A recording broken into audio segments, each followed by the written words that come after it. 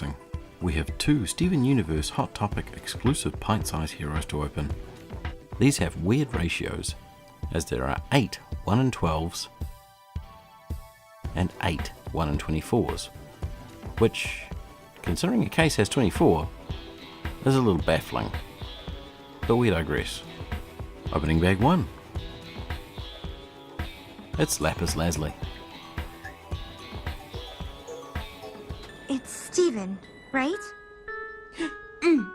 I'm Lapis. Lapis Lazuli. And bag 2. It's Peridot. Hey, Peridot, what do you call this? A scent sponge. Huh?